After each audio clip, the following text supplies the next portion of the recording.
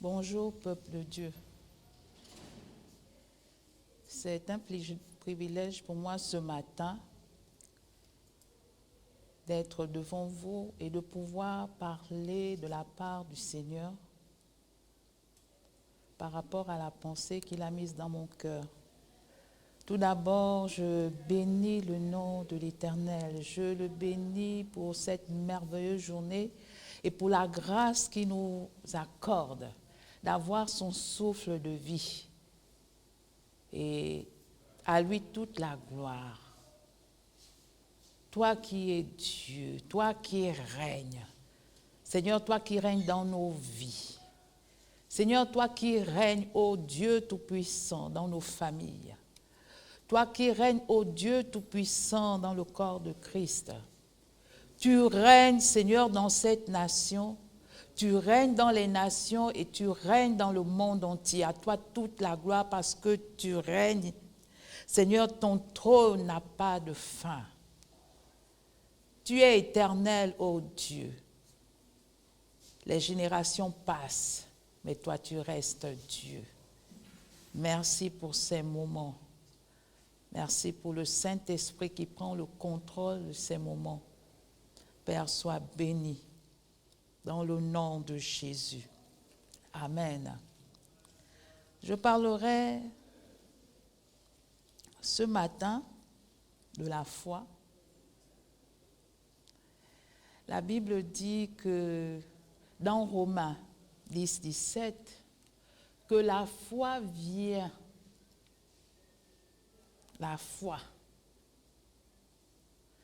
de la parole. La parole vient de ce qu'on entend, de la parole de Dieu. Pas n'importe quelle parole, mais la parole de Dieu. C'est cette parole qui produit la foi en nous. Et je bénis Dieu pour cette grâce. Parce que la parole de Dieu n'est pas la parole humaine. C'est une parole divine, elle vient de Dieu, donc elle produit. C'est une parole qui produit la vie. C'est une parole qui produit les changements.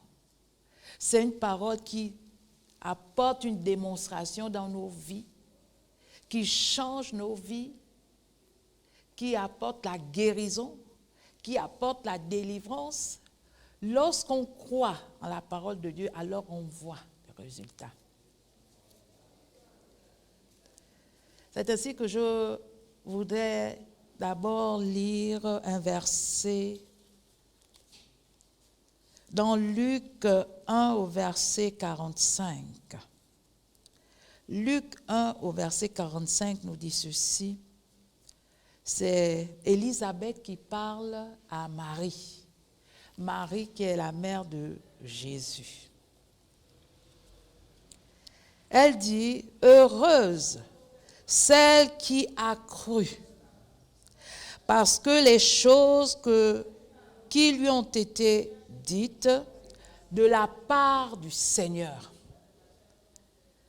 auront leur accomplissement. » Les paroles qui lui ont été dites de la part du Seigneur. Les paroles qui ont été dites à Marie ne sont pas des paroles humaines. Parce qu'il est précisé ici que ce sont des paroles qui lui ont été dites de la part du Seigneur. Et nous pouvons voir dans Luc 1, lorsque l'ange visite Marie concernant la venue de Jésus. Jésus devait venir sur la terre, alors Dieu avait choisi une famille. Et cette famille, c'était celle de Joseph et Marie. Joseph, quand on voit, la Bible nous dit que Joseph faisait partie de la postérité de David. Donc Dieu avait fait cette promesse. Et l'on peut voir que par rapport à ce passage de Luc 1, le chapitre 1, dans le chapitre 1, l'on peut voir Dieu qui va mettre des choses en place afin que ces paroles s'accomplissent. Donc Élisabeth, c'est elle qui dit, heureuse celle, je reprends ce verset de Luc 1, 45, heureuse celle qui a cru. Elle a donc cru. Elle précise que Marie a cru. Parce que les choses qui lui ont été dites de la part du Seigneur auront leur accomplissement. Bien-aimés, il y a beaucoup de paroles que Dieu nous a dites. Il y a beaucoup de paroles que Dieu t'a dites concernant un domaine bien précis de ta vie. Concernant ta destinée, il y a des paroles que Dieu t'a dites. Concernant nos familles, Dieu nous a dit des paroles. Concernant ce ministère, Dieu a dit beaucoup de paroles. Ce que Marie a fait, elle a cru. Il est important pour nous de croire. Croire, c'est de mettre toute notre confiance dans ce que Dieu nous a dit. Quand nous mettons notre confiance dans ce que Dieu nous dit, alors nous sommes préparés à voir l'accomplissement de ces choses. Que Dieu nous fasse grâce, que l'Esprit Saint, que le Saint-Esprit nous fasse grâce de voir l'accomplissement des promesses de Dieu, des paroles de Dieu, des prophéties qui nous ont été faites, que nous puissions voir l'accomplissement de ces choses. Il est important l'accomplissement de ces paroles. Nous devons voir l'accomplissement, c'est important. Il est important pour nous d'arriver à l'accomplissement. Parce que quand Dieu parle, la Bible dit que lorsqu'il parle, il accomplit. Il accomplit ce qu'il dit. Et Jésus nous a amenés dans l'accomplissement. Il dit que tout est accompli. Tout est accompli. Il n'y a rien qui est resté non accompli. Jésus a tout accompli. C'est pour cela que nous devions entrer en possession de nos possessions en vivant l'accomplissement des promesses de Dieu dans nos vies. Ici, il s'agit du couple Joseph et Marie. Donc, Dieu les a visités. C'est un ange qui visite Marie. Et lorsqu'il visite Marie, l'ange lui parle de ce que Dieu est sur le point d'accomplir. Dieu est merveilleux. Je bénis le Seigneur parce que même l'ange a rassuré Marie. Je vais lire. Nous allons lire dans Luc 1, verset 25. Luc 1, verset 25 nous dit ceci. Au 6e mois, l'ange Gabriel fut envoyé par Dieu. L'ange Gabriel ne vient pas pour venir et n'importe comment, c'est parce qu'il est envoyé. C'est Dieu qui l'envoie vers Marie. Il dit, la parole dit, par Dieu dans une ville de Galilée appelée Nazareth, auprès d'une vierge, fiancée à un homme de la maison de David, nommé Joseph. Le nom dont nous précise ici de la Vierge était Marie. Dieu connaissait Joseph, il connaissait également Marie. Et pour la venue de Jésus, Dieu envoie un ange visiter Marie et nous avons lu tout à l'heure ce que le message de Dieu pour Marie.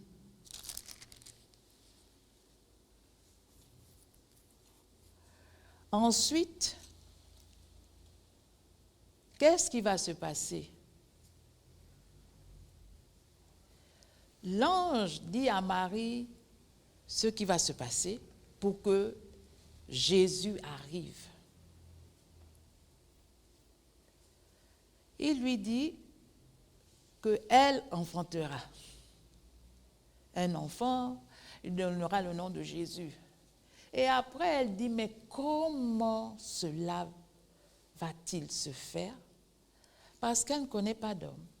Parce que dans le plan de Dieu, depuis le commencement, lorsque Dieu a dit à Adam et Ève, soyez féconds, il fallait bien une rencontre entre l'homme et la femme, entre Adam et Ève. Et il en est ainsi pour tous les hommes. Mais pour ce cas précis,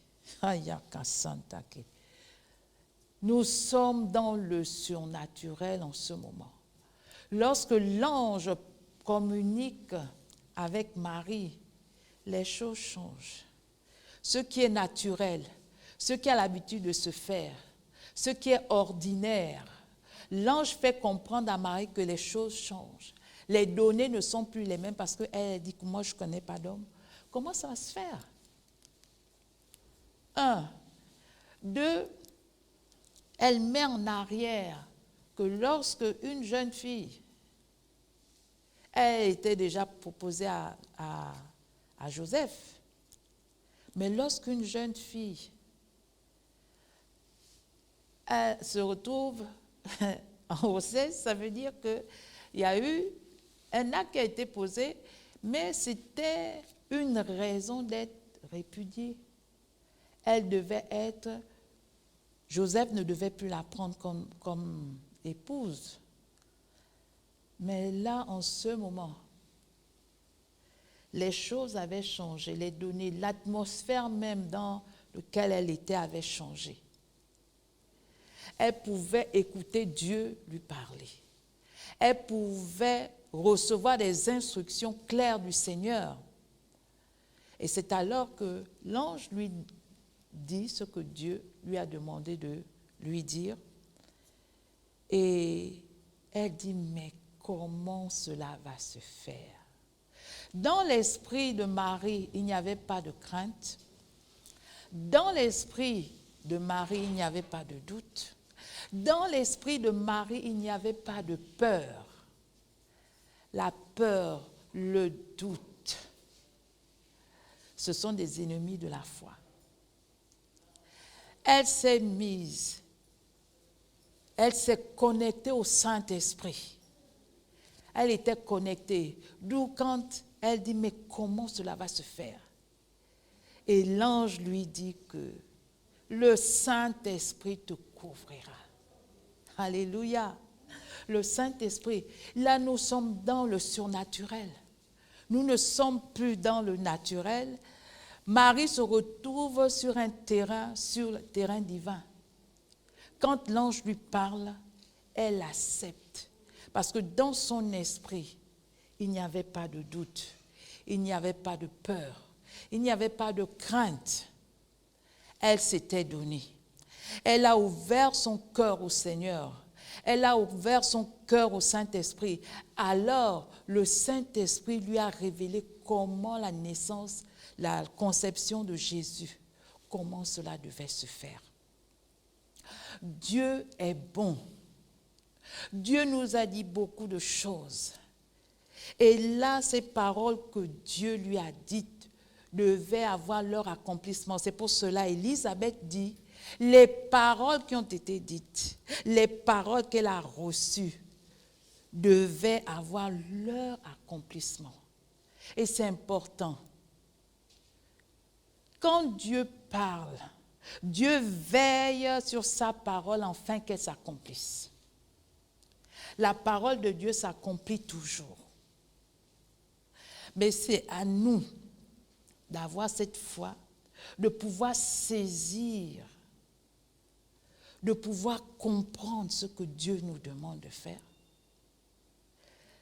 Bien-aimé, ce n'est pas un jeu. Dieu a parlé concernant le Gabon. Dieu a parlé concernant l'Église ou le corps de Christ dans cette nation. Dieu a parlé concernant chacun de nous. Nous avons une parole, nous avons une pensée, nous avons une vision que Dieu a donnée. Bien-aimé, mais il y a une marche.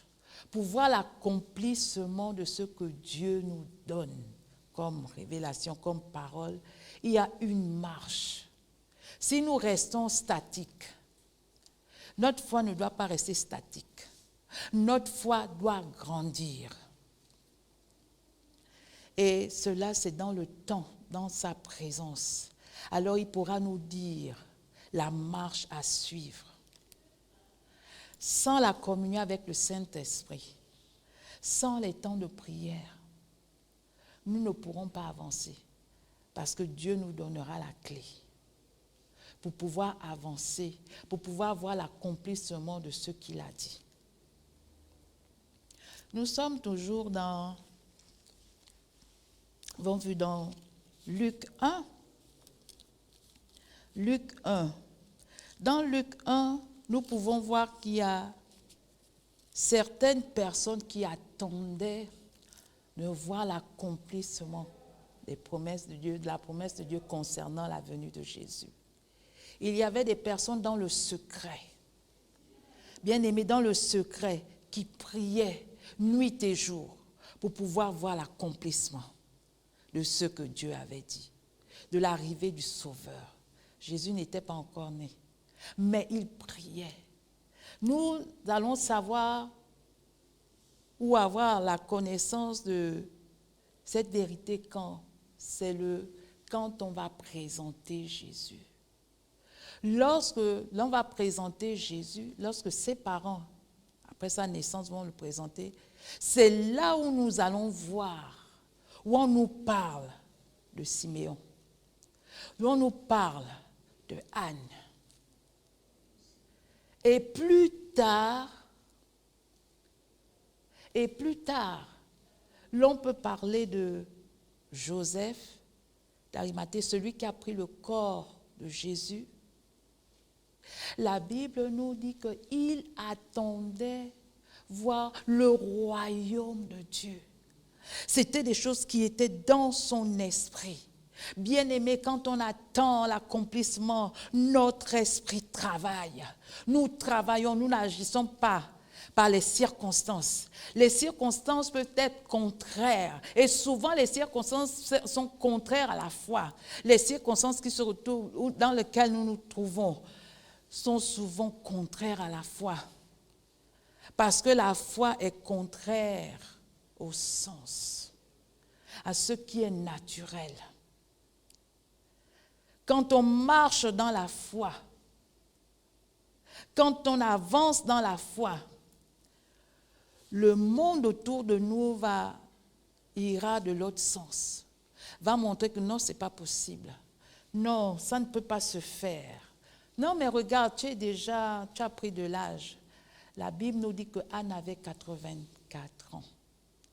Elle avait 84 ans, elle n'avait pas perdu la foi.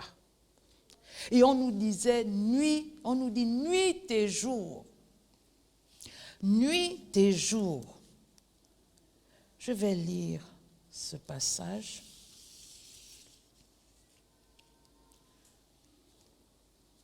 Je vais lire ce passage on va lire dans c'est Luc.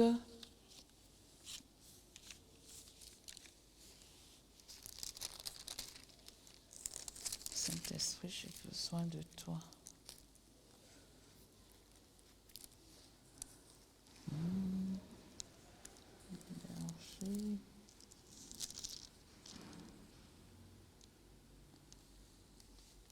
Au verset, nous sommes dans Luc au chapitre 2, à partir du Saint-Esprit.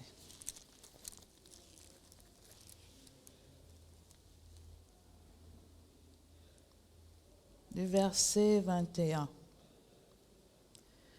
Ici, mon Le titre ici est Jésus présenté au Seigneur dans le temple de Jérusalem. Le 8e jour auquel l'enfant devait être circoncis, étant arrivé, Saint-Esprit, on lui donna le nom de Jésus, nom qu'avait indiqué l'ange avant qu'il fût conçu dans le sein de sa mère. Le nom Jésus avait été donné même avant qu'il ne soit conçu dans le sein. Il est important pour nous, parfois dans les familles, de recevoir le nom des enfants. À des moments même, Dieu donne le nom avant la conception.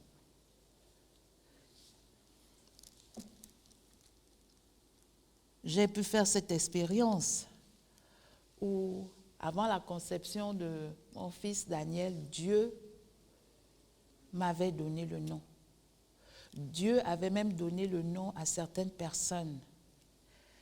Et quand c'est un nom même prophétique, alors il y a une onction qui agit sur la vie de l'enfant et les parents doivent en tenir compte et y veiller. C'est très important.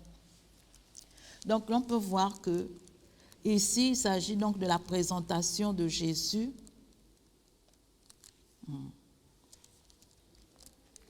J'ai dit que Dieu me fasse grâce. Que Dieu me fasse grâce. Et quand les jours de leur purification furent accomplis, selon la loi de Moïse, Joseph et Marie le portèrent à Jérusalem pour le présenter au Seigneur, suivant ce qui était écrit dans la loi du Seigneur. Tout mâle premier-né sera consacré au Seigneur. Et pour offrir en sacrifice 2 tourterelles et 2 jeunes pigeons. Ça, c'est ce qu'ils ont amené pour la présentation. Mais maintenant, on nous dit ici, la suite. Chez moi, ici, c'est intitulé « Cantique de Siméon » et Anne, on a aussi Anne la prophétesse. Et voici, il y avait à Jérusalem un homme appelé Siméon. Cet homme était juste et pieux.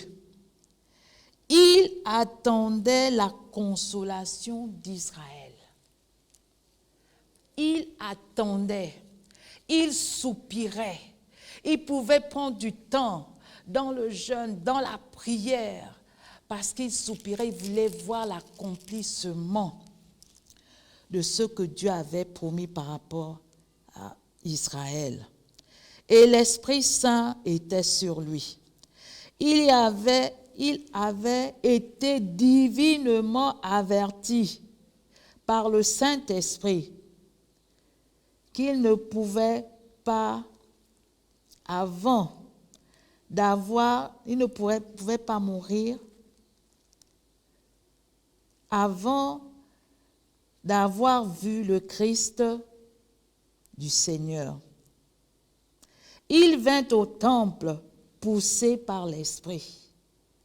Et comme les parents apportaient le petit enfant, Jésus, pour accomplir à son égard ce que disait la loi. La Bible nous dit que Siméon a été conduit. Donc ça veut dire le jour de la présentation, le Saint-Esprit a orienté, a donné la pensée, a mis la pensée dans l'esprit de Siméon qu'il fallait qu'il soit présent. Qu'il soit présent lors de la présentation. La Bible nous dit divinement.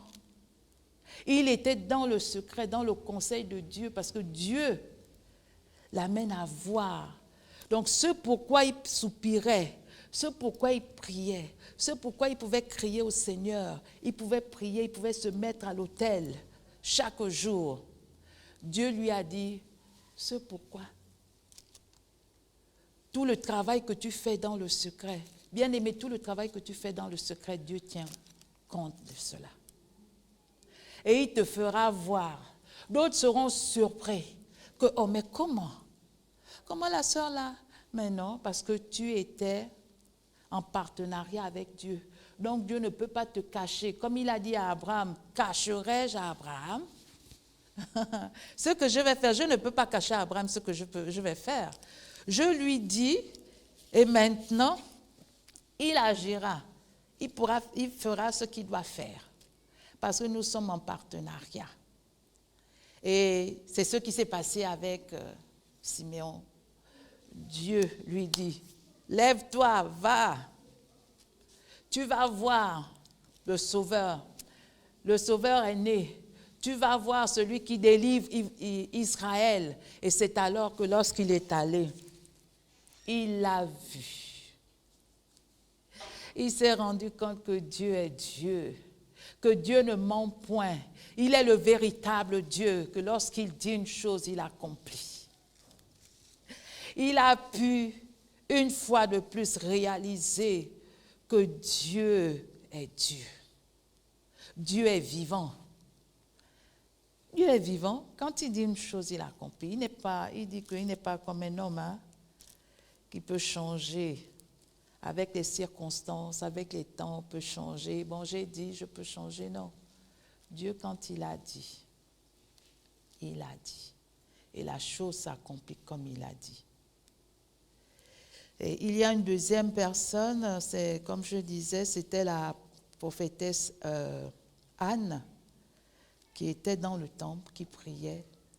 Et ce jour, poussé par l'Esprit aussi, Dieu lui a montré qui était Jésus, qui était ce petit enfant, le Dieu qui était descendu sur terre pour pouvoir accomplir la volonté de Dieu, pour le salut de l'humanité.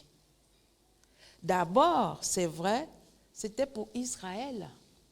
Israël, premièrement. C'est pour cela quand Jésus se retrouve avec la Cananéenne, il dit non, je suis venu pour les Juifs. Et puis, il n'est pas donné aux chiens ce qui est, mais la femme de foi, une femme de foi, une femme qui avait une grande foi. Et une grande foi, parce que ça grandit. Notre foi doit grandir pour être grand, afin de posséder. Et nous serons inscrits. Quand tu es une femme de foi, quand tu as une foi forte, une grande foi, Jésus, tu es distingué. Ta foi te distingue. Toutes les foi ne sont pas pareilles. Quand on voit la foi de David, quand il a terrassé Goliath, c'est une foi, c'est une grande foi. Hein? C'est une grande foi parce que le peuple d'Israël tremblait. Tout un peuple, le peuple de Dieu, tremblait devant Goliath, un homme, un incirconcis. Mais David a pu montrer qu'il avait le géant en lui, et c'est ce géant qui a terrassé Goliath. Le géant, c'était Dieu. C'est Dieu en lui. C'était Dieu en lui qui a terrassé Goliath. Notre foi doit grandir. Notre foi ne doit pas être statique. Nous ne devons pas. Il y a un passage qui a attiré mon attention. Quand Dieu nous parle, quand Dieu nous dit des choses, il y a beaucoup de paroles que Dieu nous a dites. Il y a des moments, nous sommes émerveillés. C'est vrai que quand on écoute ce que Dieu nous dit, nous sommes émerveillés de ce que Dieu nous dit. Quand on dit que les nations, quand Dieu parle à Abraham, quand Dieu lui dit ce que seront sa postérité, ce sont des grandes choses. Nous sommes émerveillés. Et Joseph et Marie étaient émerveillés par ce que l'on disait de Jésus. Pareillement, si Dieu nous dit par sa parole, tu es féconde, toi qui n'enfantes pas, tu es féconde, un prophète vient et te redit ces paroles. Voilà, je vois de tes entrailles sortiront des hommes de foi, des femmes de foi, des hommes qui vont relever les défis. C'est une famille bénie. Ta postérité est bénie. Si un prophète déclare ces paroles à une femme qui attend, qui attend des enfants, à entendre ces paroles, et c'est ce qui parfois trompe certaines personnes. Le fait seulement d'entendre les paroles, et c'est ce qui s'est passé avec Joseph et Marie et Joseph. On nous dit qu'ils étaient émerveillés. Je peux retrouver ce passage. Qu'ils étaient émerveillés d'entendre ce que les prophètes, ce que les hommes de Dieu disaient, ce que concernant Jésus, ils étaient émerveillés. Bien-aimés, ce n'est pas être émerveillé seulement. Nous devons aller au-delà de l'émerveillement. Si nous sommes contents, être émerveillé, c'est être content. Ça nous donne du plaisir. Ce que Dieu nous dit nous fait du bien. Les paroles que Dieu nous dit nous fait du bien. C'est vrai. Mais il y a un prix à payer. L'on peut voir Siméon qui payait le prix. L'on peut voir Anne qui payait le prix. Il y a un prix à payer pour voir l'accomplissement. Il y a un prix à payer. Le prix à payer, c'est de déclarer, c'est de rappeler à Dieu, c'est de bénir Dieu. Seigneur, je te bénis pour cette parole. Seigneur, tu as dit que le Gabon est un pays d'excellence. Merci parce que je vois des hommes et des femmes excellents se lever dans cette nation. Seigneur, je te bénis pour la jeunesse excellente. Seigneur, je te bénis. Mais c'est en mettant les genoux, c'est en rappelant à Dieu, c'est en bénissant Dieu pour ce qu'il a dit, pour cette nation, pour le corps de Christ, pour ta vie, pour tes enfants, pour ton foyer, pour ton travail, pour tes entreprises. Quand il dit que rien ne tiendra devant toi, nul ne tiendra devant toi. Et si tu prends du temps dans ta parole, si tu médites cette parole nuit et jour, c'est alors que tu seras béni. Il dit tout ce que tu vas entreprendre va être béni. Quand tu entends ces paroles, bénis le Seigneur, rends grâce. Et rends grâce, c'est arroser. Arroser chaque jour cette semence de vie, arroser. Et lorsqu'on arrose alors, qu'est-ce que la semence fait? La semence pousse. Ça veut dire que notre foi grandit. Notre foi grandit. Notre foi va d'un lieu à un autre. D'une dimension à une autre. Notre foi grandit. Notre foi grandit. Dieu est bon. Notre foi grandit. Notre foi ne demeure pas statique. C'est vrai, nous avons reçu tous une mesure de foi lorsque nous avons accepté le Seigneur. Mais cette foi ne pourra pas nous amener, au fur et à mesure que nous grandissons avec le Seigneur, à entrer en possession de nos possessions. Il faut faire grandir cette foi en prenant du temps dans la présence de Dieu, en prenant du temps dans la méditation de la parole, en prenant du temps dans le parler en langue, alors notre foi va grandir. Tout se fait, nous obtenons tout par la foi. Sans la foi, il est impossible d'être agréable à Dieu et de pouvoir entrer dans nos possessions. Tout a été déjà accompli par le Seigneur. Mais c'est par la foi que nous obtenons ces choses. Et si Dieu a parlé à Marie, même à Joseph, ils se sont déplacés, Joseph a pu se déplacer, Joseph est allé en Égypte, ils sont revenus et finalement, qu'est-ce qui se passe? Nous sommes à l'étape où Jésus a 12 ans. Cette promesse, Jésus a 12 ans. Jésus n'est plus bébé, Jésus a 12 ans. Il se retrouve, nous allons lire dans Luc 2, verset 48. Luc 2, verset 48. J'aurais souhaité que quelqu'un me lise ces passages. Franck.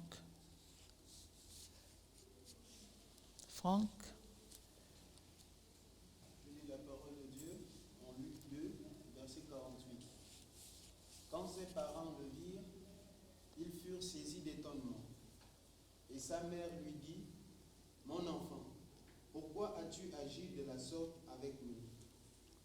Voici, ton père et moi, nous te cherchions avec angoisse. » Avec angoisse. Jésus a 12 ans. Il est allé avec ses parents au temple parce que c'était la fête de la Pâque. Donc il s'était déplacé avec ses parents. Quand il se déplace avec ses parents, ils font la fête, ils célèbrent la Pâque. Mais au retour, Jésus ne part pas avec eux. Jésus reste.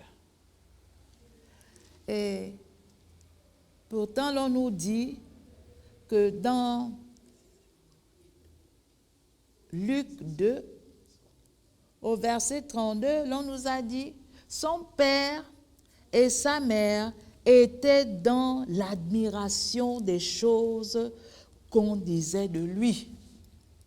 Ils étaient dans l'admiration. Au départ, ils étaient seulement dans l'admiration de ce que l'on disait de Jésus. Mais à 12 ans, ce que l'on a dit de Jésus est en train de se mettre en place et on peut voir Jésus maintenant rester. Jésus les laisse partir et Jésus reste au temple. Et quand ils reviennent, la maman fait connaître à Jésus qu'ils ne sont pas d'accord, qu'ils n'ont pas apprécié pourquoi il est resté et pendant 3 jours, ils l'ont cherché. Jésus était dans la maison de son Père. Jésus est en train de faire ce pourquoi il est venu sur la terre. Il n'était pas venu pour rester avec eux, qu'il allait rester et il n'allait pas faire la volonté de Dieu. Jésus était venu pour faire la volonté. Il est important. Il était important. Il était important pour Marie et de Joseph d'être au pied de celui qui pouvait leur donner tout le plan et savoir comment ils devaient gérer les situations concernant Jésus. Marie aurait pu dire que, Seigneur, je te rends toute la gloire, je te bénis, parce que Jésus est là où il doit être. Jésus peut enseigner. Jésus, les docteurs de la loi étaient étonnés de voir l'intelligence qu'il avait. Il pouvait répondre aux questions à son âge. On pouvait voir l'Esprit de Dieu se manifester au travers de lui. À 12 ans. Il commençait. On pouvait voir Dieu manifester déjà à 12 ans la gloire de Dieu. Marie aurait pu bénir Dieu. Au lieu de se mettre dans cet état en parlant à son fils. Et Jésus a de dire, tu peux poursuivre la suite.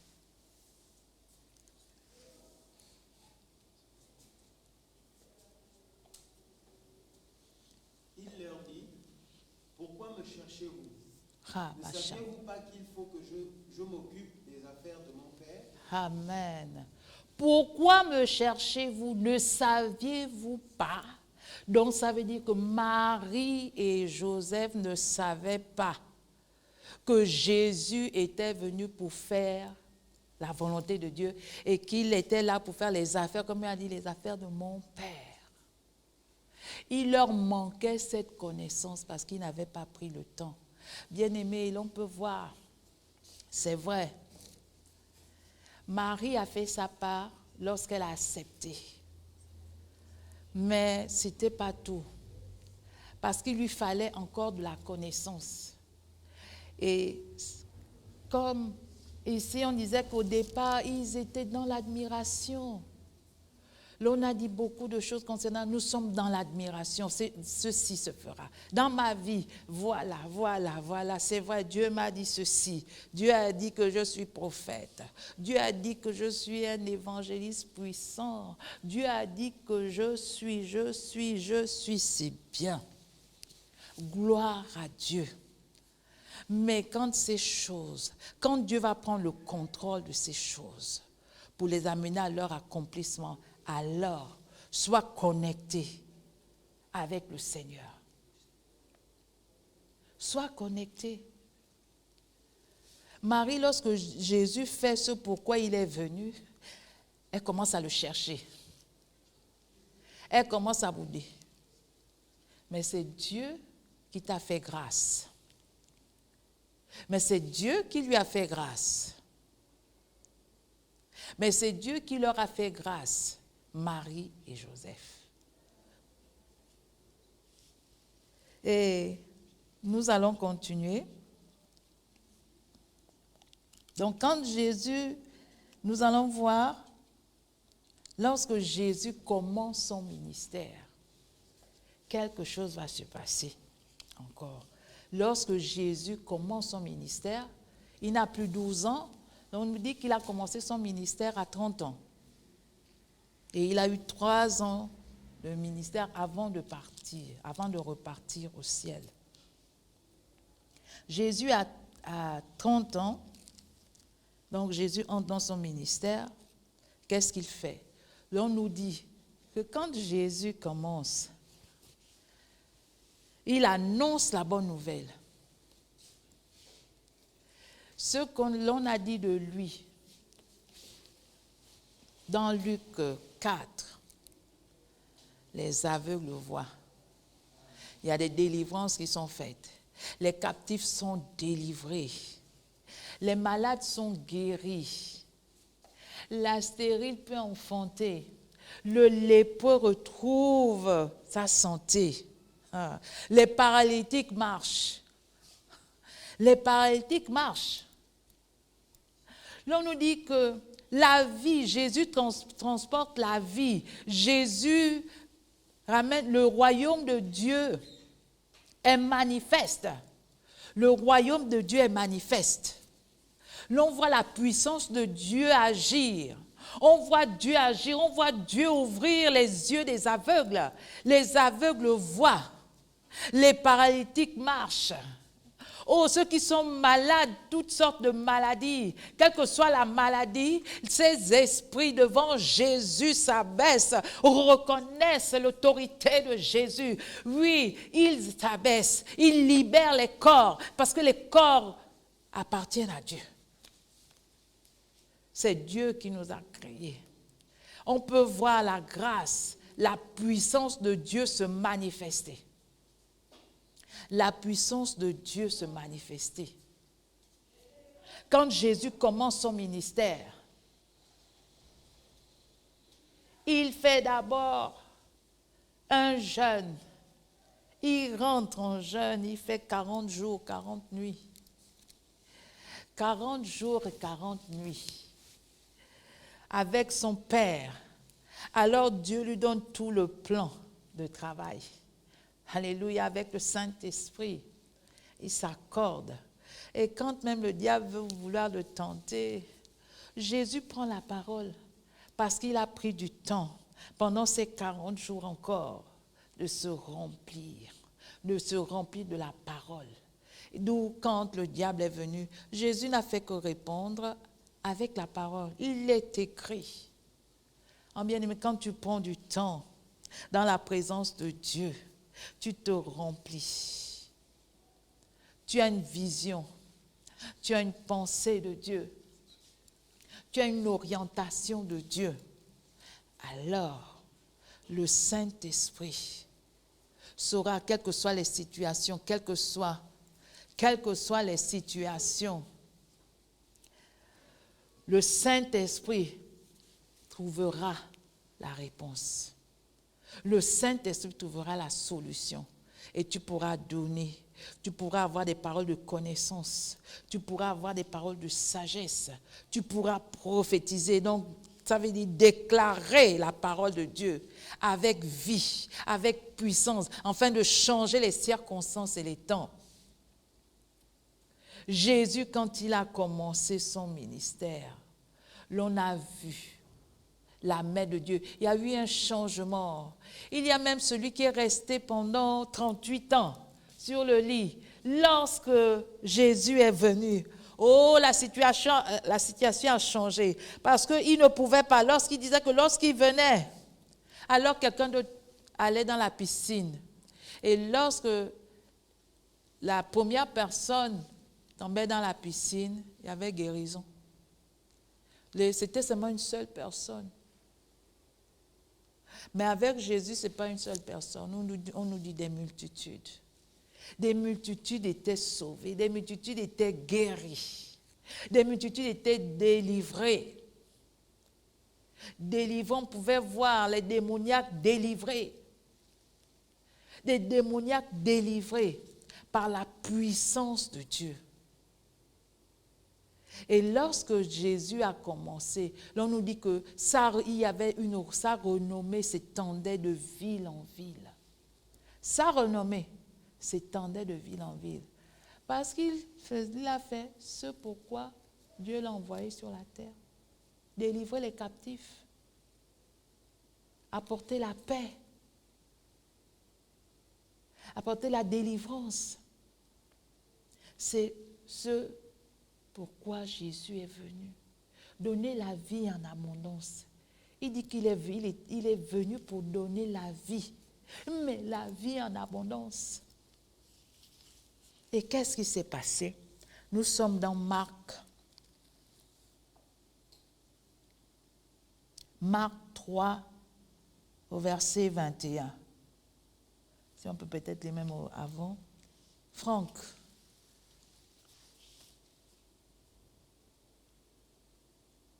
On lire donc Marc 3. On peut même commencer du verset 30 à 33.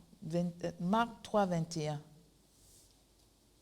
Je lis la parole de Dieu en Marc 3, 21. Les parents de Jésus, ayant appris ce qui se passait, vinrent pour se saisir de lui, car ils disaient, il est hors de sang.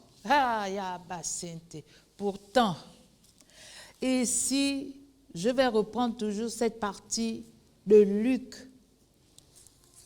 2 au verset 31 qui dit « Son père et sa mère étaient dans l'admiration. » Ils étaient dans l'admiration des choses qu'on disait de Jésus. Et ce que les gens disaient de Jésus, quand il s'agisse de Jean-Baptiste, quand il parlait de Jésus, il disait, c'est l'agneau de Dieu. C'est l'agneau de Dieu qui sera immolé pour le pardon. N'est-ce pas? Immolé. Oh. Il dit bien immolé. Il dit, il est plus grand. Il est plus grand que lui. Jésus était plus grand que lui, oh, qui ne pouvait même pas délier on appelle ça la courroie de ses chaussures. Il a montré que Jésus était grand et Jésus avait une mission. Anne a aussi dit, et ce qui est merveilleux, c'est que l'on nous disait que Anne disait à qui voulait l'entendre la mission de Jésus, elle parlait de Jésus, elle évangélisait. Et quand les parents, le verset qui a été lu tout à l'heure, de Marc 3, 21, on nous dit qu'il pensait qu'il était devenu fou. Dans d'autres versions, on dit qu'il avait perdu de sens. Bien-aimé, le Fils de Dieu, celui qui est venu pour libérer les âmes, de la captivité, celui qui est venu nous sauver, celui qui est venu pour donner sa vie, afin que nous sortions des ténèbres et aller à la lumière de Dieu, celui qui a donné sa vie, celui qui est mort sur la croix pour notre salut. Hey! Et celui qui est resté 3 jours dans le tombeau. Il n'est pas resté éternellement, mais il est sorti le 3e jour pour pouvoir nous donner la nouvelle nature. Il est le premier né d'entre les morts. Bien-aimé, Marie et Joseph.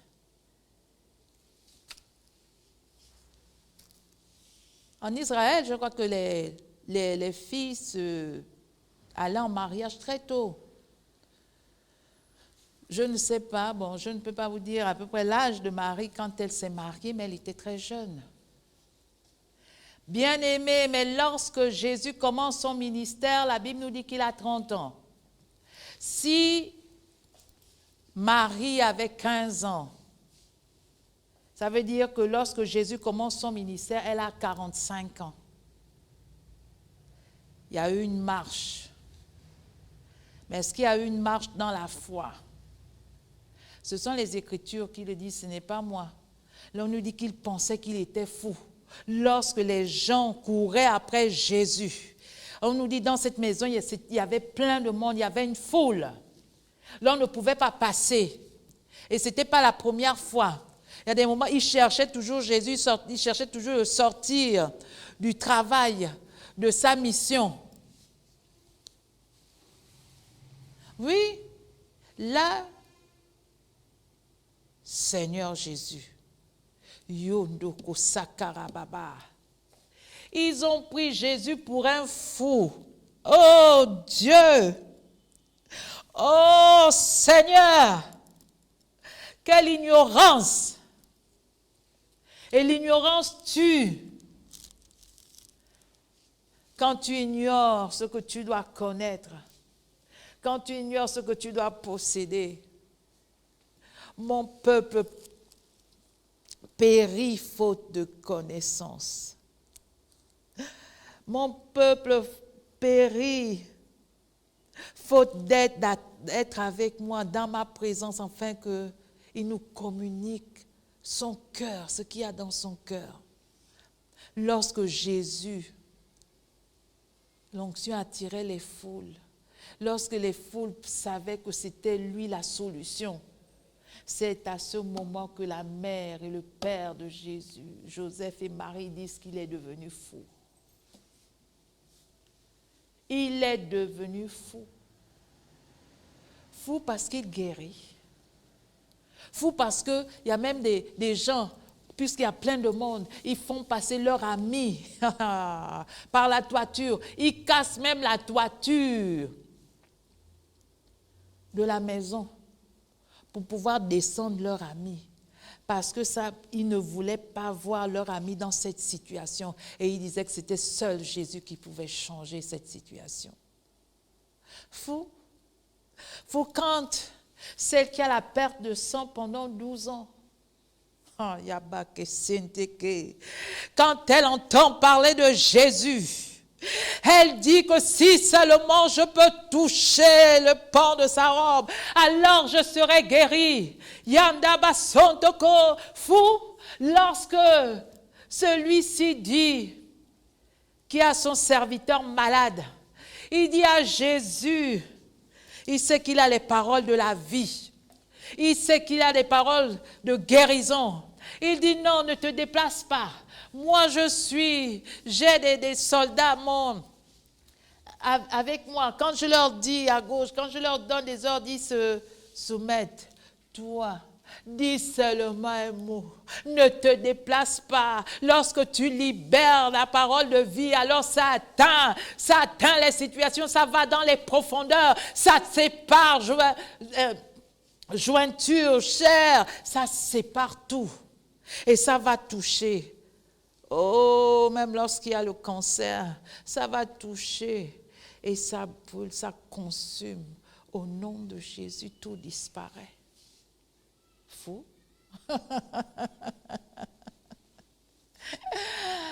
Seigneur Jésus, Seigneur de gloire. Le Seigneur de gloire. Non, il n'est pas fou. C'est la vie de Dieu qui répond. C'est le royaume de Dieu sur la terre. Il n'y avait pas.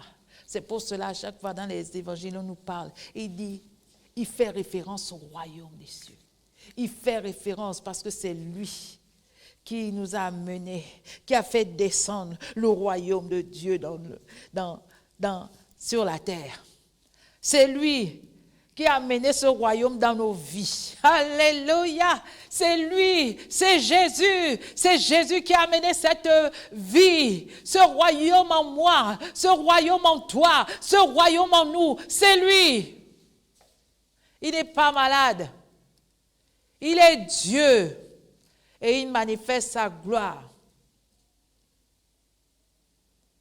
C'est pour cela, lorsqu'on demeure dans l'admiration des choses que Dieu dit, ce n'est pas bon.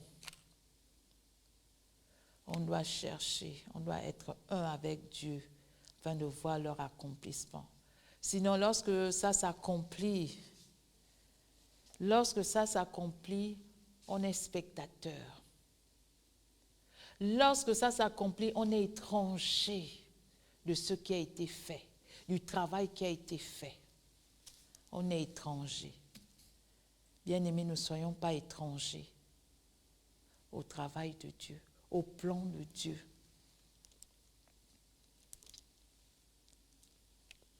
Il y avait des gens qui priaient. Il y avait des gens qui priaient. Il y a des gens qui soupiraient afin de voir Israël délivré, Israël sauvé. Et ensuite, on peut voir comment Dieu introduit. Maintenant, ce n'est plus tellement Israël, mais le monde entier. Le salut pour l'humanité tout entière. Les guérisons, la vie dans le salut, il y a tout. Il y a la guérison. Il y a les richesses. Il y a toutes les bénédictions de Dieu pour nous dans le salut. Dans ce que Jésus a fait, Jésus a accompli. Bien, mais ne soyons pas spectateurs. Si Dieu a donné des paroles pour ta vie, bien-aimé, assieds-toi, reprends, prends le temps d'être avec Dieu et lui poser des questions. Marie, au départ, a posé la question. Elle aurait dû continuer à poser la question à Dieu dans chaque étape du développement de Jésus. Que tu as dit, c'était clair. Il a dit que c'était Dieu qui venait sur la terre, le Fils de Dieu. Elle le savait au départ, mais cela est entré en oubli. C'est après qu'elle s'est ressaisie parce que nous allons les voir. Et là, c'était la mère et puis ses enfants, les frères de Jésus, les autres frères de Jésus. Les autres frères de Jésus. Mais Dieu lui a fait grâce qu'ils ont compris. Et même quand nous sommes aux noces de Cana, quand elle vient dire à Jésus de faire le miracle, Jésus lui montre il lui dit que ce n'est pas mon temps, n'est pas encore là. Elle ne pouvait pas discerner cela. Est-ce un test? Est-ce qu'elle voulait tester Jésus? Parce qu'on nous dit que c'est son premier. C'était le premier miracle. Jésus était parti avec ses parents au mariage. C'est son premier miracle. D'autres pensent que, parce que c'est le premier miracle, c'est le fait de transformer l'eau en vin.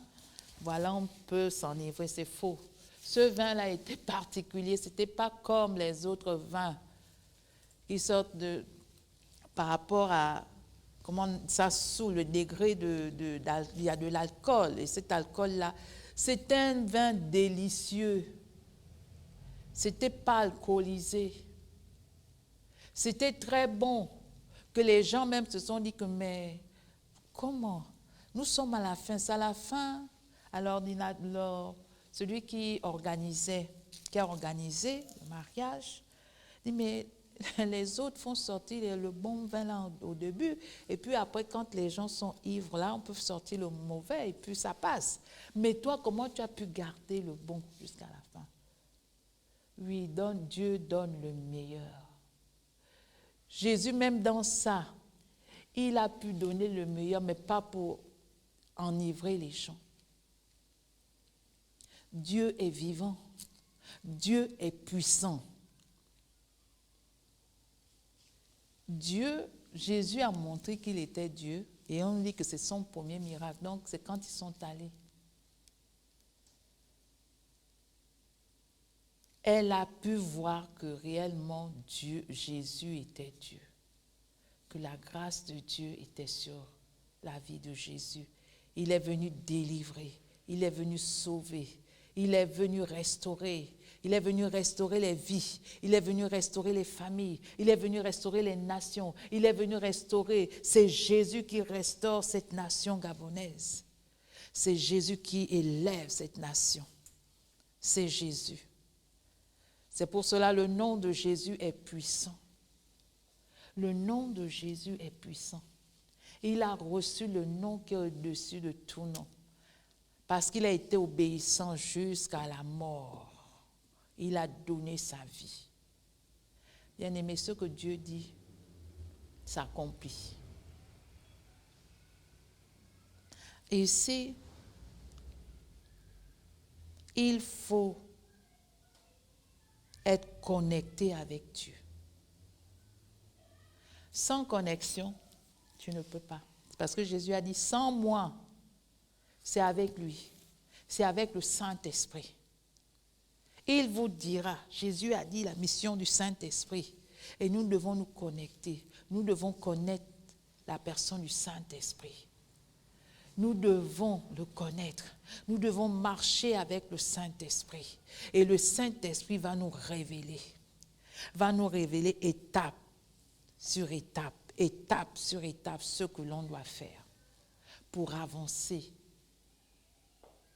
et voir la gloire de Dieu. Sans le Saint-Esprit, ce n'est pas possible. Vous savez, Moïse a défié la loi naturelle qui dit que quand on est vieux, on ne peut plus enfanter, qui dit que quand on est vieille, on a atteint la ménopause, comme Sarah l'était. La ménopause, Sarah avait dépassé la ménopause. Son corps ne répondait plus. Il n'y avait plus la fertilité, la vie.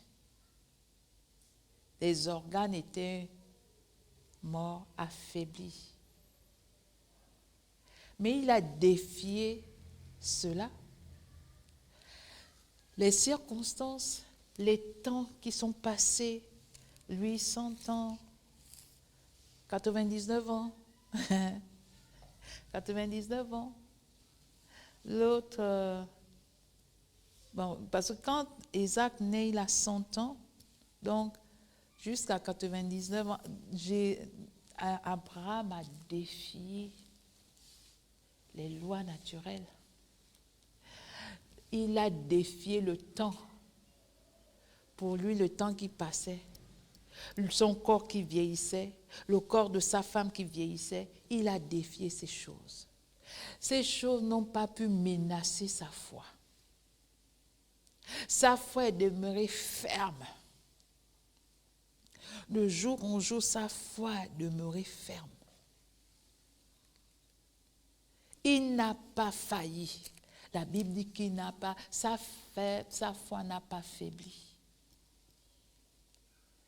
Quand tu ne comprends pas quelque chose, pose la question au Seigneur. Mais Dieu te donnera les détails.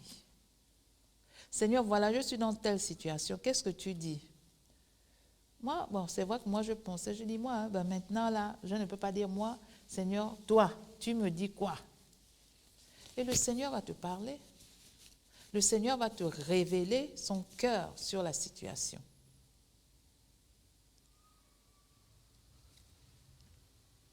Abraham a défié le temps. Il s'est accroché à la parole de Dieu. Il a fait confiance. Il a fait confiance à Dieu et on a vu Dieu manifester sa gloire. On a vu Isaac. Isaac est né.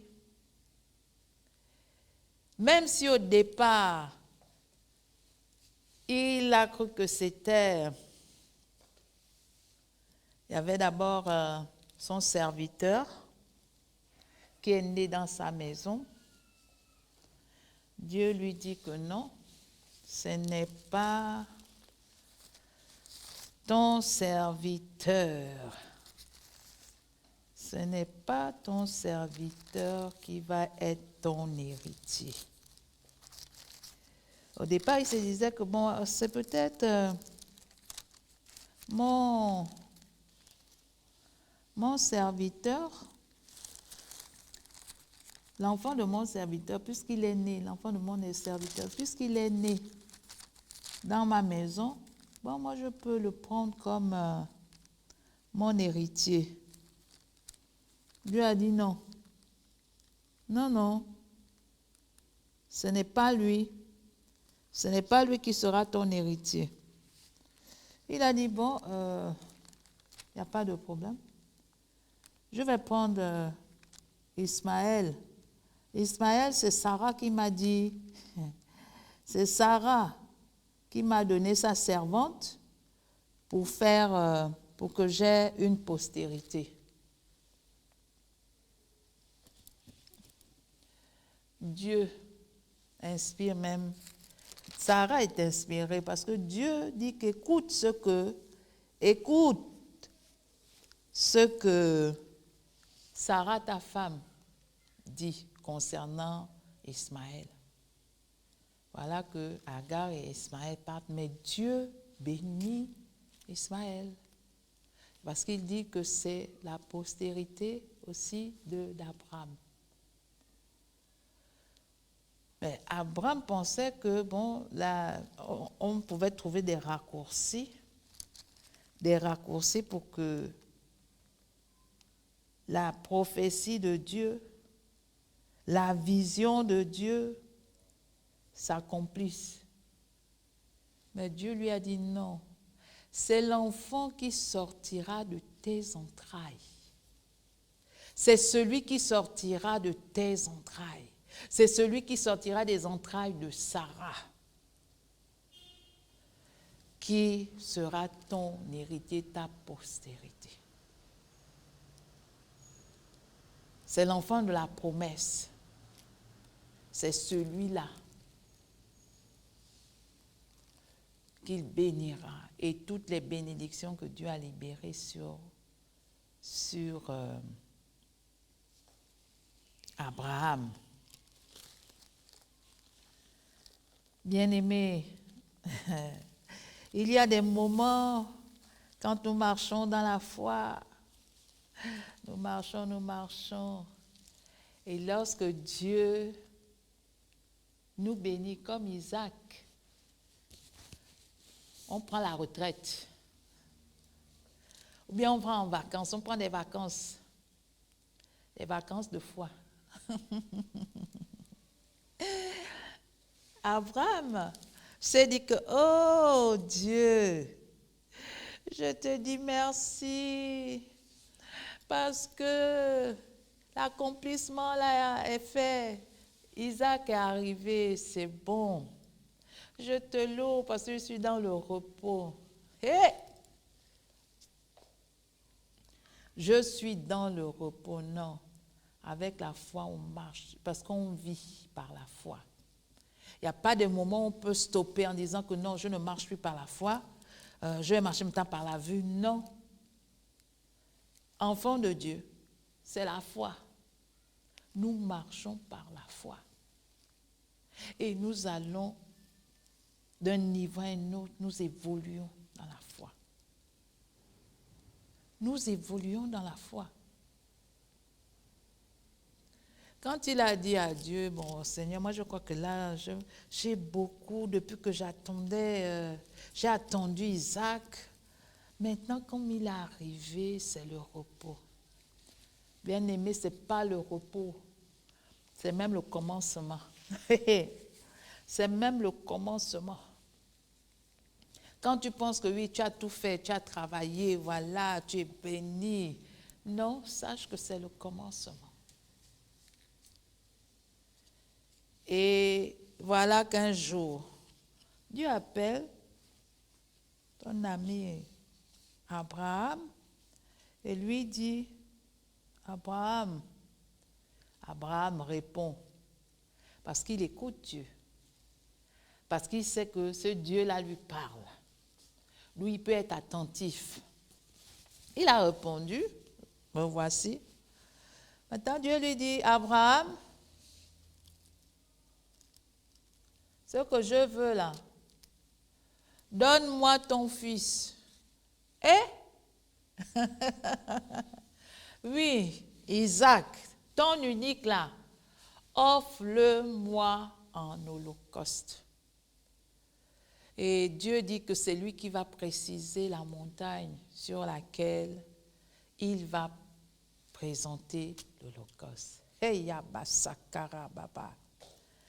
Bien-aimé, je bénis le Seigneur pour le Père Abraham, qui est un homme de foi. Qui est un homme de foi. On nous dit que sa foi n'a pas failli à toutes les situations. Sa foi. Qu'est-ce qu'il a fait? On nous dit, la Bible dit que le lendemain,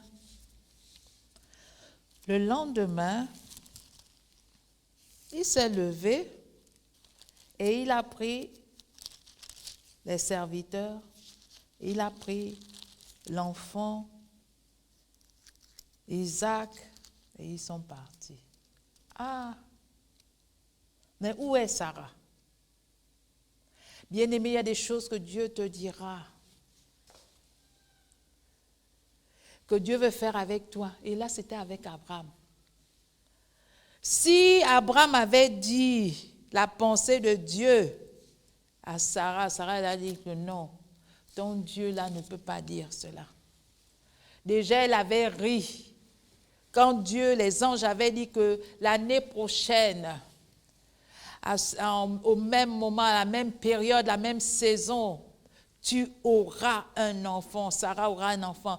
Elle a ri, elle était dans la cuisine, ou là où elle était, elle a ri.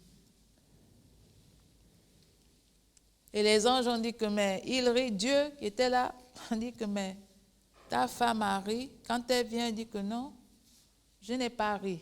L'ange dit que, mais tu as ri. Qu'est-ce qui est caché aux yeux de Dieu? Rien n'est caché aux yeux de Dieu. Rien. Tout est à nu devant le Seigneur.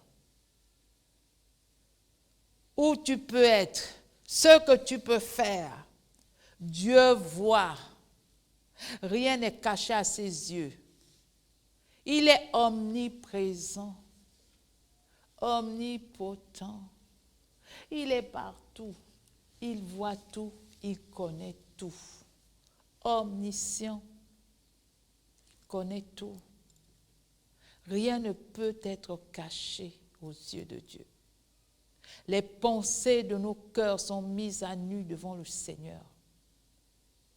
Et c'est pour cela que nous devons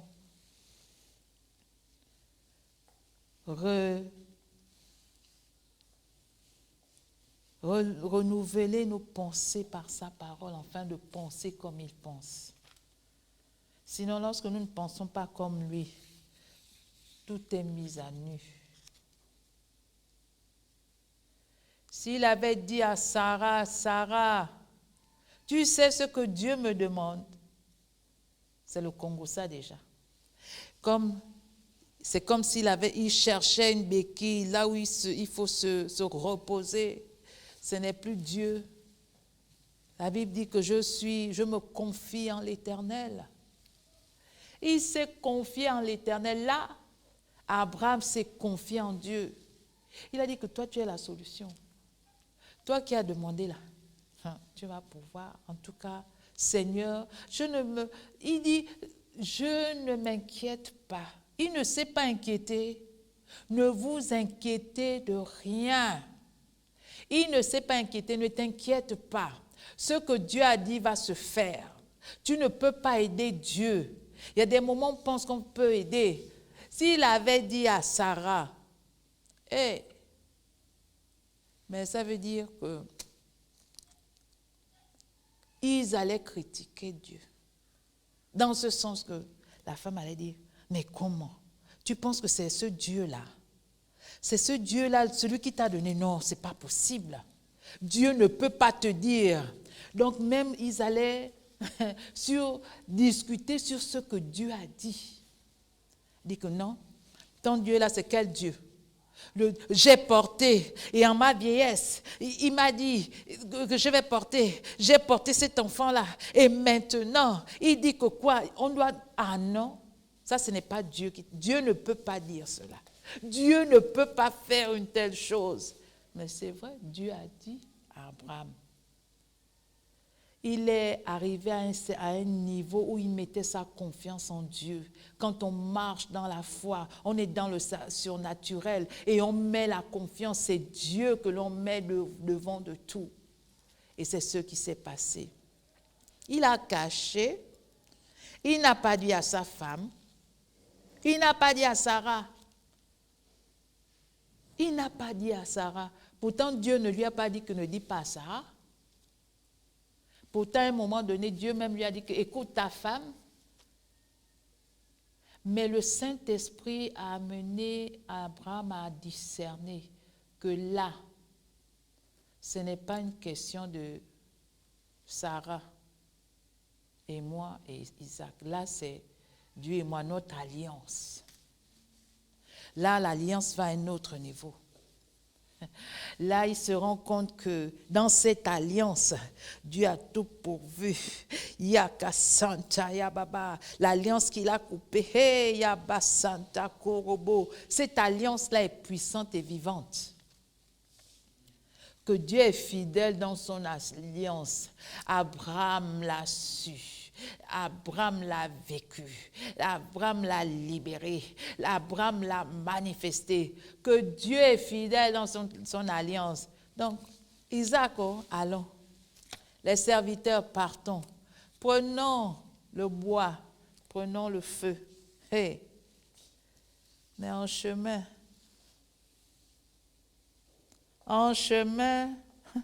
l'agneau, c'est l'agneau qui pose la question. Mais papa, il y a le feu, il y a le bois, il y a le feu. Mais où est l'agneau? Parce qu'il était habitué à voir son papa faire des sacrifices faire des sacrifices où il sacrifiait des agneaux en l'honneur de Dieu, des brebis sans tache, une brebis sans tache, une brebis sans défaut. Isaac était enseigné dans ces choses.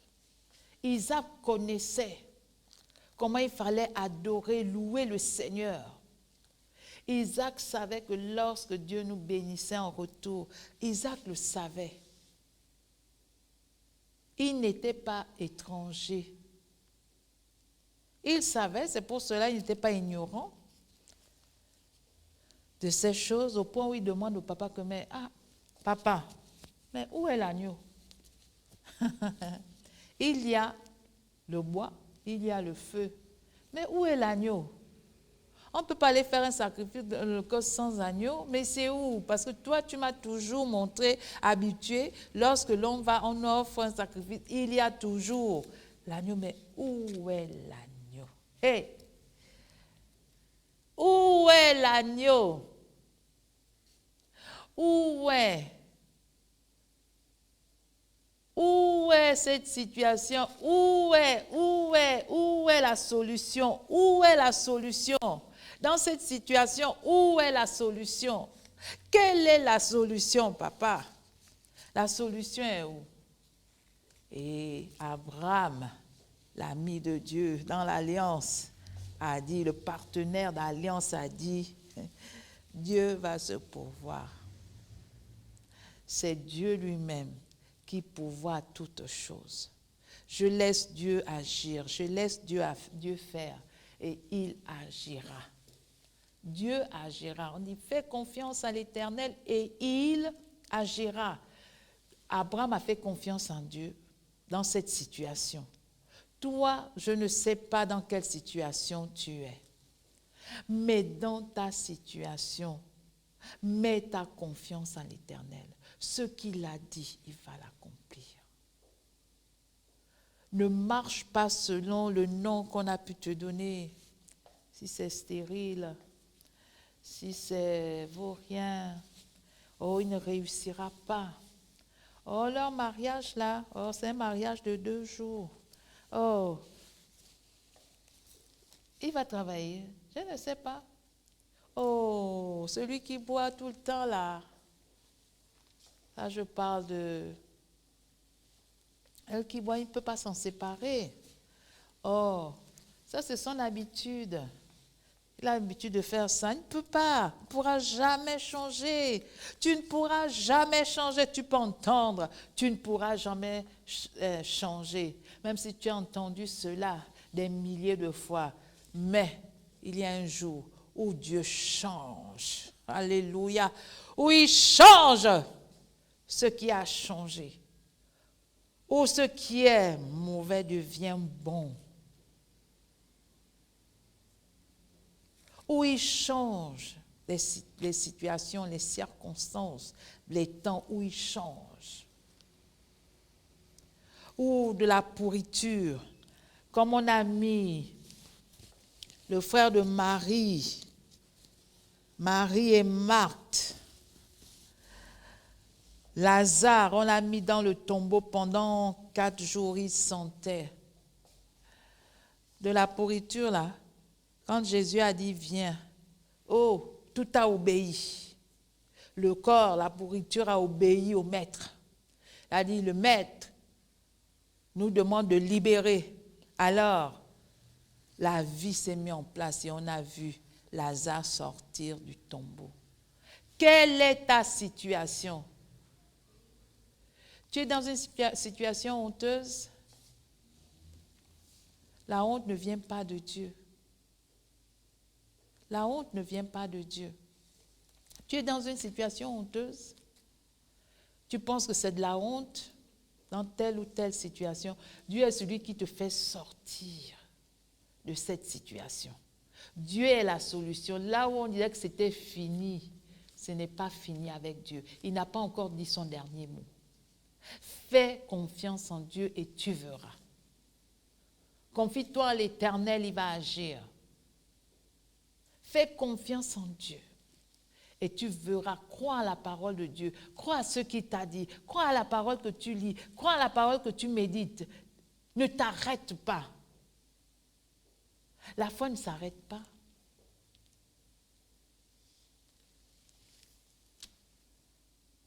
C'est pour cela que Moïse a continué dans la foi. Lorsqu'il montait la montagne, il pouvait bénir Dieu. Seigneur, je te bénis. Je te bénis pour Isaac. Je te bénis, ô Dieu Tout-Puissant, toi qui m'as fait rire, toi qui as porté la joie dans ma vie, toi qui as porté la vie dans mes entrailles, dans les entrailles de Sarah. Je te bénis parce que nous sommes une famille forte. Nous sommes une famille forte. Je te bénis parce que je sais que dans cette alliance que j'ai avec toi, oh, je ne serai jamais confus. Oh, je ne serai jamais trahi. Oh, je ne connaîtrai pas la honte. Oui, ceux qui ont d'abord au départ, oui, crié sur nous, se sont moqués de nous, moqués de notre couple, de notre foyer, de notre famille. Ceux qui se sont moqués ont pu voir Isaac. Maintenant, Seigneur, je te bénis, je te loue, je te rends toute la gloire pour Isaac, pour ta volonté sur sa vie, pour ce que tu as décidé. Je te bénis, Seigneur. À chaque fois qu'il montait, il glorifiait Dieu. Hey! Jusqu'au moment où il fallait faire l'offrande, l'holocauste. Et quand... On peut lire ce passage.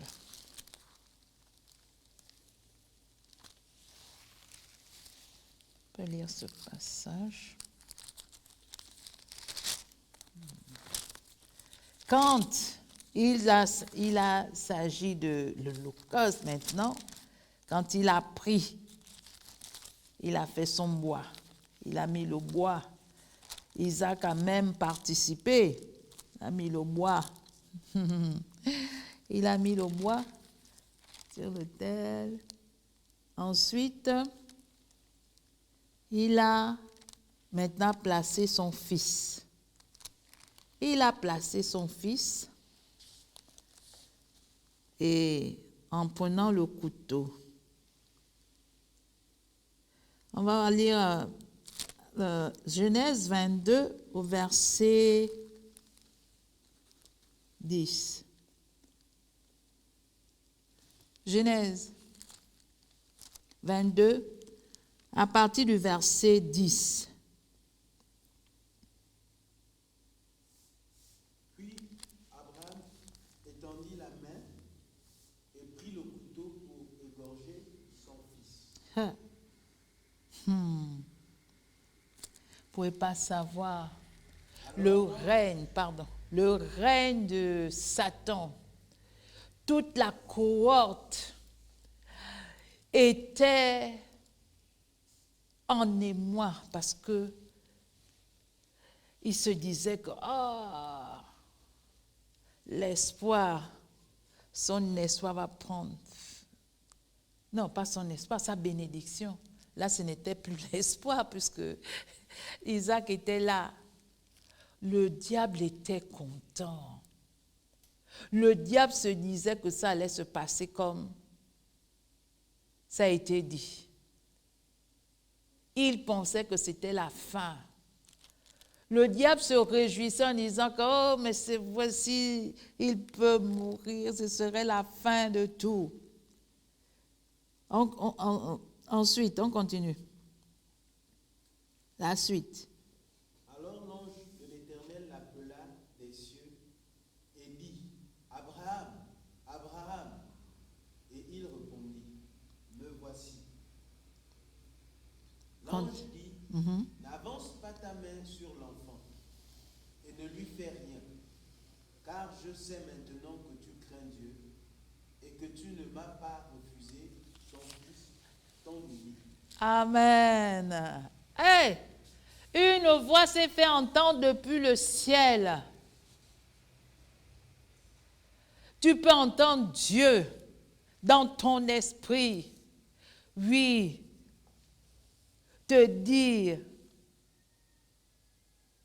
Solange, Agathe, Vivien, Paul, Henri, Divine, Juste, Franck, Jonathan, David, Yvette, Marie, Marthe. Tu peux entendre le Saint-Esprit dire ces paroles. N'avance plus. N'avance plus. N'avance pas la main sur l'enfant, sur la chose que tu veux sacrifier à Dieu, tout ce que tu donnes à Dieu. Si c'est ton corps que tu sacrifies pour le Seigneur, si c'est ton temps que tu sacrifies. Quand je parle de corps, ça veut dire vivre une vie de sainteté, de sanctification. Parce que Dieu va apprécier ton acte. Et voilà, il dit, l'ange dit, n'avance pas la main sur l'enfant et ne lui fais rien, car je sais maintenant. Oh, ça veut dire, il est allé à une autre dimension, à un autre niveau de foi, à une autre dimension avec le Seigneur, à une autre connaissance, une dimension de connaissance de Dieu, de son Dieu. Il dit, n'avance pas maintenant,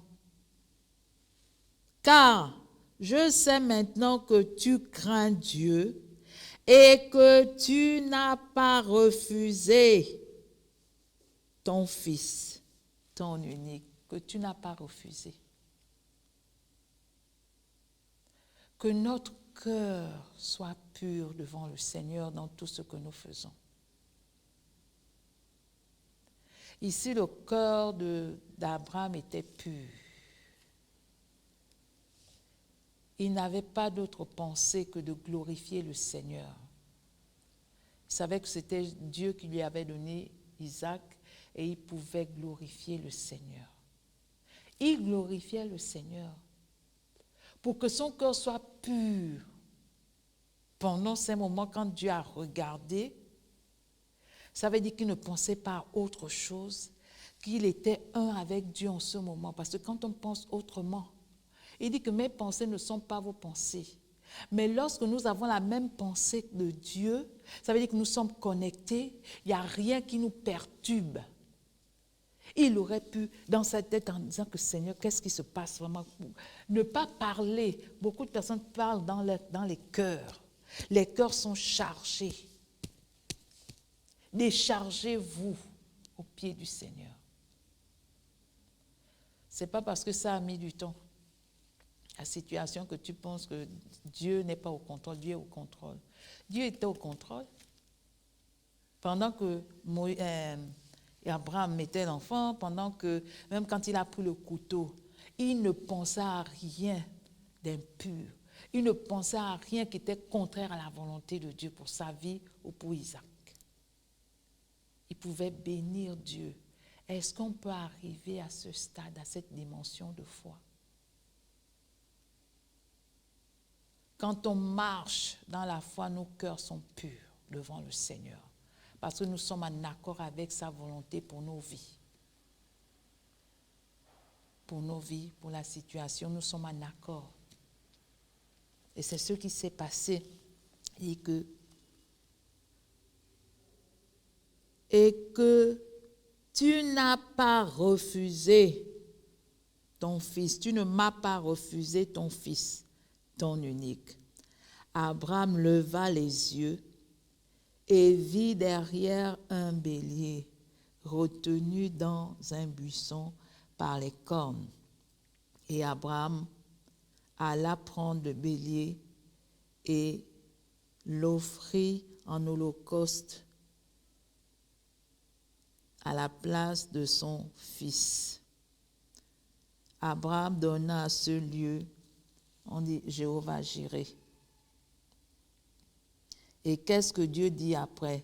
L'ange de l'Éternel appela une seconde fois, au verset 15, une seconde fois Abraham des cieux et dit, je le jure, par moi-même. Ah, la bénédiction de l'Éternel, qui n'est suivi d'aucun chagrin. Isaac était la bénédiction. Et la Bible dit que la bénédiction de l'Éternel n'est suivie d'aucun chagrin. Et on peut voir comment, à la suite de cet acte de foi, à une dimension. Hey, ça, il n'est pas donné à tout le monde, si dans le naturel, de faire une telle chose. Sauf si c'est dans les... Moi, je parle du royaume de Dieu. Dans notre royaume, dans notre royaume, Jésus est le sacrifice parfait. Le sacrifice parfait. Dieu est bon. Vraiment, Dieu nous a dit beaucoup de choses. Dieu t'a dit beaucoup de choses. Dieu nous a dit beaucoup de choses. Asseyons-nous et prenons du temps. Si nous nous sommes arrêtés en chemin, relevons-nous. Si nous étions assis, levons-nous et marchons à nouveau par la foi, tête haute, afin de voir l'accomplissement de tout ce que Dieu a dit, qui ne se sont pas encore accomplis dans nos vies. Ce n'est pas Dieu. Tout est déjà accompli, mais prendre du spirituel, ramener au naturel, on a besoin du temps dans la présence de Dieu. Je bénis le Seigneur parce que quand on voit la vision, la pensée de Jésus, la venue de Jésus, Dieu a d'abord parlé, préparé la venue de Jésus. Les prophètes ont parlé de la venue de Jésus, ont parlé de comment ça devait se faire. Une vierge qui devait enfanter, ils ont déclaré ces paroles, prophétisé. Et on a pu voir l'accomplissement. Mais quels sont ceux qui étaient à la brèche pour voir l'accomplissement de ces choses?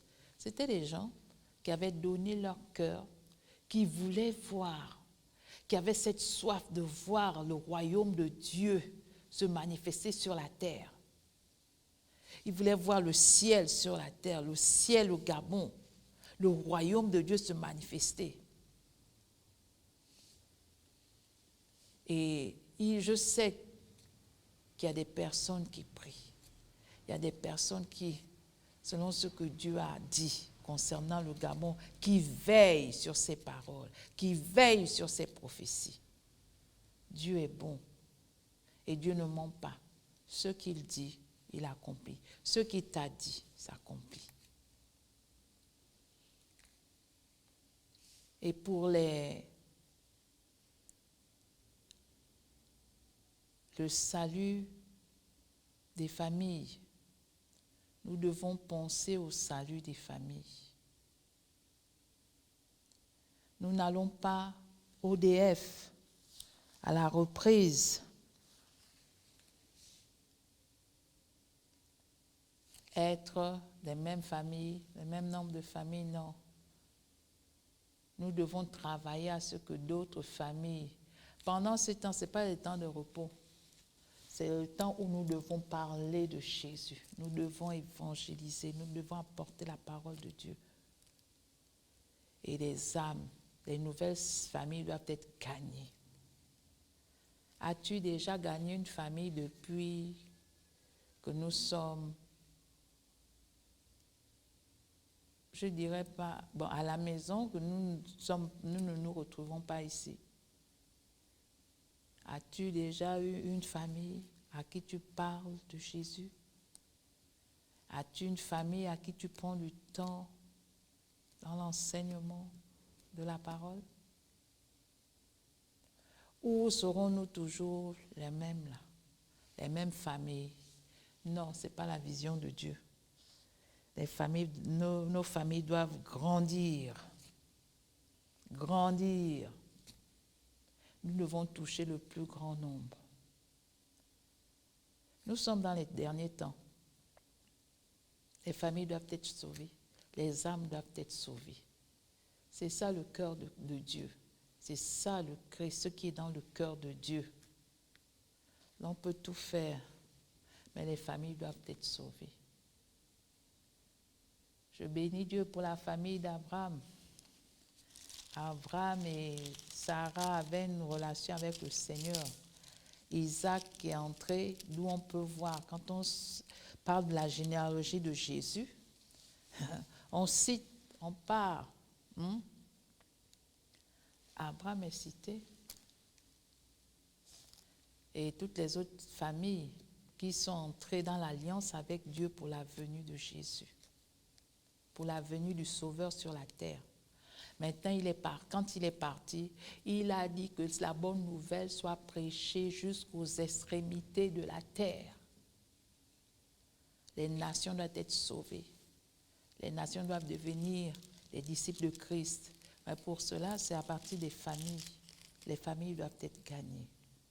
Il y a encore beaucoup de familles dans nos quartiers, nos voisins qui ne sont pas encore sauvés, dans la nation, dans les autres nations du monde, des familles qui ne sont pas encore sauvées, ne sont pas encore gagnées au Seigneur.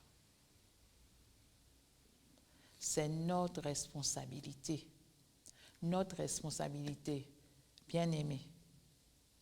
Demande au Saint-Esprit de te faire la grâce à pouvoir gagner une famille, au moins une famille. Maintenant, le reste, le Saint-Esprit agit comme il veut. Au moins une famille. Quand une âme est sauvée dans une famille, c'est une famille déjà qui est gagnée. Pourquoi? La Bible dit, crois au Seigneur Jésus et tu seras sauvé, toi et toute ta famille. Lorsqu'une âme est sauvée, c'est déjà une famille. Parce que le travail va être fait. Parce que nous nous basons sur cette parole qui est vie. Le salut va se répandre. Parce que la porte du salut s'ouvre est ouverte dans cette famille. Je bénis le Seigneur pour ces temps. Je bénis le Saint-Esprit qui m'a fait grâce pendant ces temps, ces moments, et le Saint-Esprit qui est avec vous, qui agit et qui vous a permis de comprendre. Je n'ai pas cette capacité à faire comprendre le message ou la pensée de Dieu, mais c'est le Saint-Esprit. Et je crois que le Saint-Esprit agit afin que vous puissiez comprendre et que vous arriviez à l'accomplissement de ce que Dieu vous a dit, ce que Dieu nous a dit. Que Dieu soit béni. Amen.